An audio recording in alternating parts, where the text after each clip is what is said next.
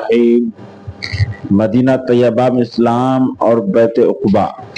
اسد بن زرارہ رضی اللہ تعالیٰ عنہ اور ذکوان بن عبد القیس سب سے پہلے مدنی ہیں جو مشرف بالاسلام ہوئے۔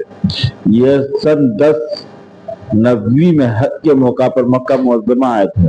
وہاں حضرت صلی اللہ علیہ وسلم کے ارشادات سے متاثر ہو کر مسلمان ہو گئے۔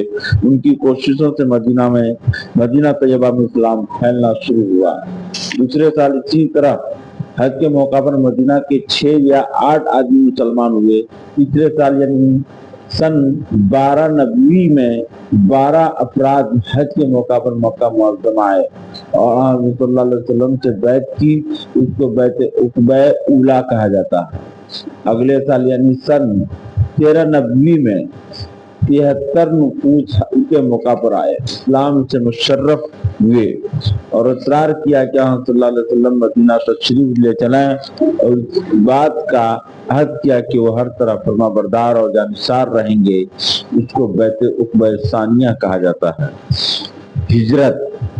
عمر مبارک 53 سال ہو گئی، نبوت ملے ہوئے پورے 13 برس ہو گئے۔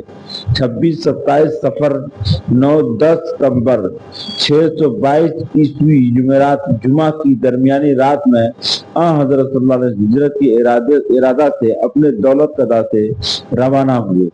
3 روزگار سور میں قیام فرمایا۔ کم ربیع الاول 13 ستمبر 622 پیر کے روزگار سور سے روانہ ہوئے۔ 3 روز بعد مکہ سے مدینہ طیبہ تک گئی۔ 3 روز بعد مدینہ طیبہ تک کی مسافت طے فرمائی۔ 4 ربیع الاول 6 ستمبر جمعرات کے روز قباء میں نزول فرمایا، جہاں پہلے سب صحابہ موجود تھے۔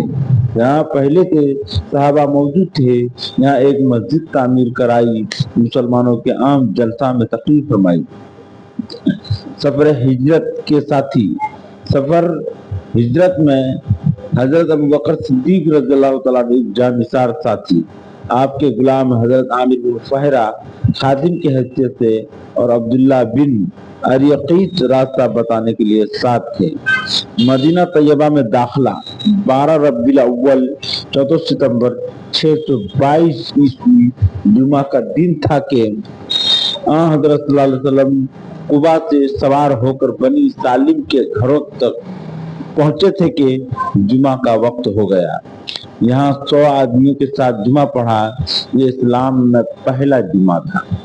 سب سے پہلا سریہ مجاہدین کا دستہ اسی سال ماہ رمضان مارچ 623 عیسوی میں حضرت حمزہ رضی اللہ تعالیٰ عنہ کی زیر قیادت ابو جہل کے